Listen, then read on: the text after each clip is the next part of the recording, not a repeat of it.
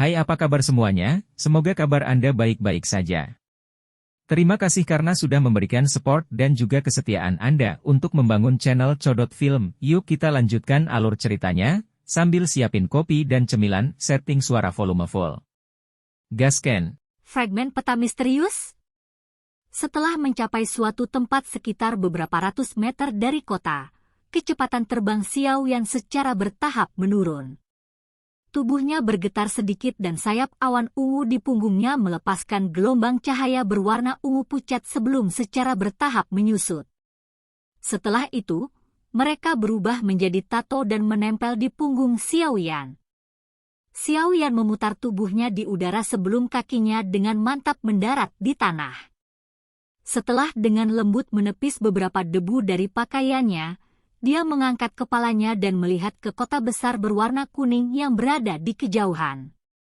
Dia menghela nafas lega saat dia tersenyum. Mungkin karena tempat itu terletak dekat dengan gurun, tetapi udaranya sangat kering dan panas. Sinar matahari yang terik menyinari langit dan membakar tanah yang luas, menyebabkannya mengeluarkan udara panas yang memasak orang. Gelombang udara panas itu perlahan naik, menyebabkan beberapa distorsi di daerah sekitarnya. Menurut akal sehat, ini tidak dapat dianggap sebagai lingkungan yang baik dan tidak boleh ada orang yang memiliki perasaan riang di lingkungan ini. Namun, Xiao Yan sedikit tercengang saat mengetahui bahwa sejak kakinya menginjak sebidang tanah ini, api ungu Du Qi yang mengalir di tubuhnya benar-benar menjadi jauh lebih menggembirakan. Setelah sedikit kagum sesaat, Xiao Yan mengulurkan tangannya dan menangkap udara dari ruang di depannya. Dia mengerutkan bibirnya. Beberapa saat kemudian, dia tiba-tiba berbisik, tidak heran. Sekitar 80% udara di sini adalah milik energi Do Qi tipe tanah dan api. Karena alasan ini, gurun Tager paling cocok untuk mereka yang berlatih metode Qi tipe api dan tanah. Selain itu, api ungu di tubuh Anda adalah milik api khusus yang memiliki hubungan dekat dengan matahari. Secara alami, Anda sedikit lebih sensitif dibandingkan dengan orang lain. Tawa samar Yao Lao keluar dari dalam ring. Dan ini juga alasan bagiku untuk memintamu datang ke gurun ini untuk berlatih. Kondisi di sini sangat sulit. Jika seseorang ingin berlatih, tidak akan ada tempat yang lebih baik. Xiao Yan menganggukkan kepalanya dan menghembuskan napas. Dia menepuk jubah panjang alkemis indah yang hampir seperti karya seni sebelum membuka langkahnya dan perlahan menuju ke kota tanah kuning. Saat dia secara bertahap berjalan mendekati kota, jumlah pejalan kaki di sekitarnya juga meningkat. Di antara pejalan kaki ini, para pria sebagian besar memperlihatkan tubuh bagian atas mereka untuk menunjukkan bahwa kulit mereka gelap dan kuat. Ketika seseorang melihatnya, mereka muncul dengan terang-terangan. Sedangkan untuk wanita sesekali yang lewat, kulit mereka juga agak gelap tapi lebih ke warna perunggu. Para wanita di sini tidak pemalu dan pendiam seperti mereka yang berada di pedalaman kekaisaran. Blus kulit ketat yang mereka kenakan hanya menutupi area dada dan beberapa area sedikit lebih rendah. Pinggang mereka yang sempit terlihat jelas. Rok pendek atau celana pendek menutupi paha panjang dan ketat mereka. Saat mereka berjalan, pinggang seperti ular mereka bergetar, menunjukkan pesona dan keindahan yang unik dan menggoda. Selama berjalan, Xiao Yan berpesta dengan matanya. Dia menepuk bibirnya dan mengangkat kepalanya untuk melihat ukuran spesifik dari kota berwarna kuning itu. Di area di mana gerbang kota berada, dua kata besar berwarna merah pucat terukir di tembok kota. Melihat dari kejauhan, ada perasaan berdarah yang samar. Kota gurun, Xiao Yan membaca dengan lembut sambil tersenyum dan perlahan berjalan menuju pintu masuk kota. Di pintu masuk kota, lebih dari 10 tentara yang mengenakan baju besi membawa tombak panjang saat mereka berteriak kepada orang-orang yang memasuki kota untuk membayar pajak masuk. Melihat para prajurit ini mengabaikan panas dan mengenakan baju besi lengkap, Xiao Yan merasa sedikit terkejut di dalam hatinya. Mengapa pertahanan di sini lebih ketat daripada kota-kota besar seperti kota Black Rock? Mungkin karena cuacanya sangat panas, tetapi para prajurit yang berjaga di tempat ini menjadi sedikit kesal. Berbagai pelanggaran kasar dan keras terus mempercepat para pejalan kaki memasuki kota. Berjalan menuju pintu masuk kota dan mendengar pelanggaran keras yang keluar dari mulut tentara, Xiao Yan sedikit mengernyit. Dia menggelengkan kepalanya dan berjalan langsung ke kota. Di dalam kekaisaran Jia Ma, seorang alkemis adalah pekerjaan yang menikmati perlakuan yang hampir seperti bangsawan. Pajak masuk yang dikumpulkan di pintu masuk kota ini juga dibebaskan oleh kekaisaran. Meskipun seorang alkemis tidak akan peduli dengan sedikit uang ini, status yang diberikan kepada mereka ini adalah sesuatu yang dinikmati semua alkemis. Hei, bocah. Apa kau tidak melihat apa yang tertulis di sini?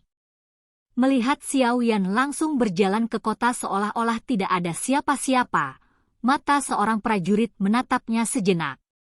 Sebelum pelanggarannya dapat dikatakan sepenuhnya, pandangannya beralih ke jubah panjang alkemis yang indah di tubuh Xiao Yan. Seketika, omelan dari bibirnya tertelan. Wajah marah juga berubah menjadi senyum menjilat.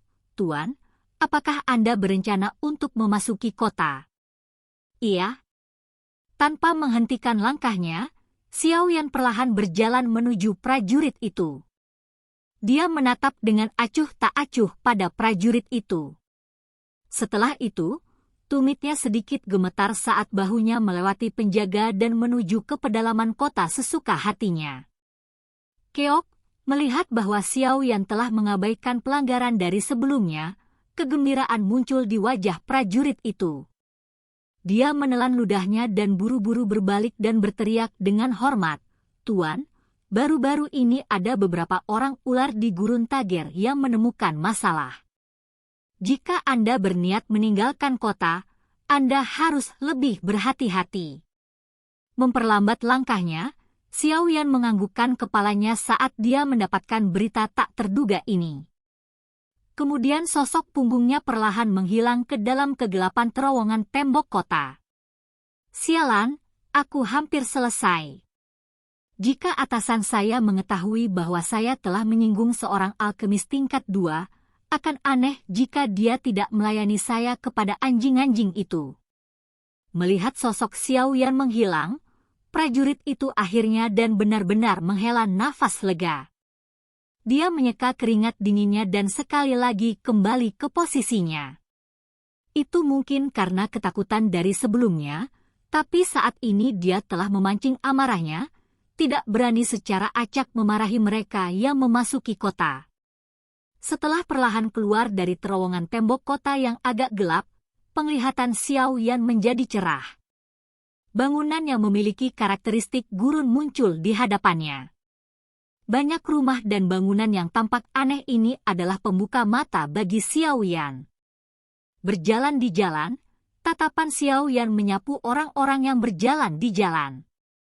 Sesaat kemudian, Xiao Yan yang bingung bertanya dalam hatinya, "Guru, kemana kita pergi sekarang? Apakah kita langsung pergi ke Gurun Tager? Jika kamu secara acak bertabrakan di gurun seperti yang kamu inginkan, bahkan jika kamu tidak tersesat di gurun, cepat atau lambat kamu akan mati karena kekurangan sumber air." Suara tak berdaya Yao Lao dipancarkan dari ring. Sambil tersenyum malu, Xiao Yan tertawa terbahak-bahak. "Ini adalah pertama kalinya aku menemukan gurun, lalu apa yang harus kita lakukan selanjutnya?" Pergi dan beli peta paling detail dari Gurun Tager. Di kota ini, harus ada toko yang khusus menjual peta. Ini sangat penting. Selain itu, siapkan air secukupnya. Dan satu hal lagi. Pergi ke toko obat di sini dan beli obat untuk mengusir ular. Orang ular di Gurun Tager paling ahli dalam memerintahkan ular berbisa untuk menyerang. memang benar untuk sedikit lebih berhati-hati. Yao Lao merenung dengan keras. Setelah mempersiapkan semua ini, kita seharusnya tidak punya waktu tersisa hari ini untuk memasuki Gurun Tagir. Oleh karena itu, kami akan istirahat malam di kota. Oh, benar, pil pemulihan energi Anda telah habis. Ini adalah sesuatu yang penting untuk mempersiapkan pelatihan. Untungnya, Anda telah mengumpulkan bahan obat yang cukup dari lembah kecil di pegunungan Magic Beast. Malam ini, saya akan meluangkan waktu untuk membantu Anda menyempurnakan badge. Setelah kita menyelesaikan semua tugas ini, kita akan memasuki Gurun Tagir besok pagi.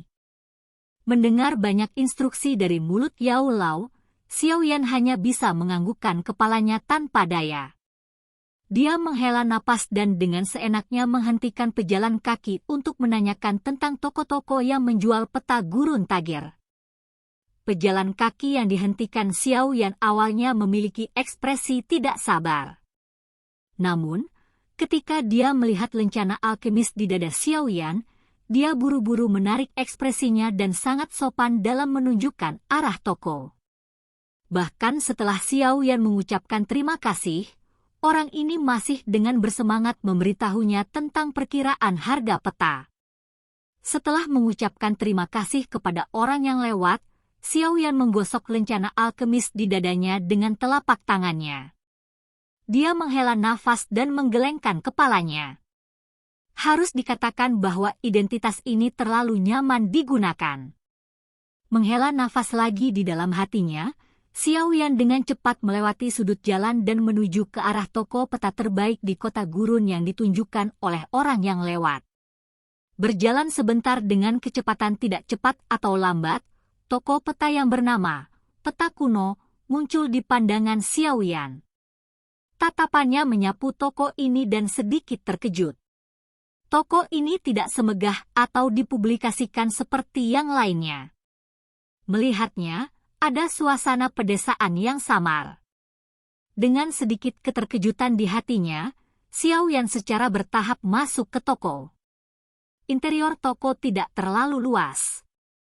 Dua batu cahaya bulan memancarkan cahaya redup yang menerangi seluruh toko sehingga cukup terang. Tatapan Xiaoyan menyapu bagian dalam toko, tidak banyak orang di sini yang membeli peta. Sikap sepi itu menyebabkan Xiaoyan curiga jika dia datang ke tempat yang tepat. Perlahan berjalan ke toko, tatapan Xiaoyan melayang dan akhirnya berhenti pada seorang pria tua di belakang meja yang telah menundukkan kepalanya dan sedang membuat peta.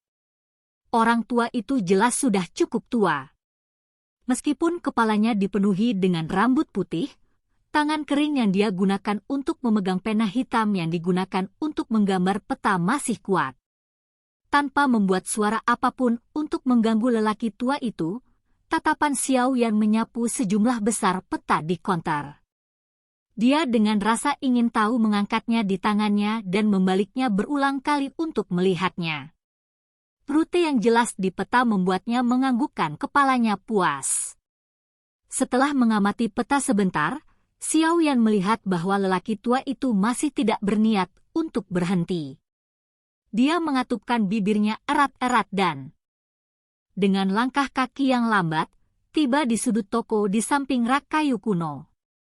Rak ini jelas sangat tua dan penuh dengan lubang-lubang busuk. Beberapa peta yang menguning ditumpuk sembarangan di atasnya. Dari penampakan jejak rusak pada permukaan peta, ternyata itu adalah produk gagal saat memproduksi peta. Tangan Xiaoyan secara acak membalik-balik peta yang menguning dan bau apat datang padanya. Sedikit mengernyit, Xiaoyan mengangkat satu tumpukan produk yang gagal. Tangannya sedikit gemetar dan potongan peta sebesar telapak tangan tiba-tiba jatuh dari tumpukan produk yang gagal ini. Tanpa terlalu khawatir tentang potongan peta yang terfragmentasi, Xiaoyan membalik-balik produk gagal di tangannya. Dia kemudian dengan bosan meletakkannya kembali. Ketika dia melakukannya, pandangannya beralih ke potongan peta fragmen kecil itu. Dia mengedipkan matanya dulu, lalu tangan yang bergerak itu tiba-tiba membeku. Ini, telapak tangan Xiao Yan bergetar sedikit saat dia dengan hati-hati mengambil potongan peta yang terfragmentasi dengan 2 jari. Dia bisa merasakan jantungnya berdetak kencang. Dengan paksa menelan ludahnya, dia meletakkan potongan peta kuno yang terfragmentasi di tangannya. Tatapannya dipenuhi dengan kegembiraan yang tak terkendali saat dia dengan cermat memindai garis misterius yang agak familiar di peta. Beberapa saat kemudian, Xiao Yan perlahan menyipitkan mata.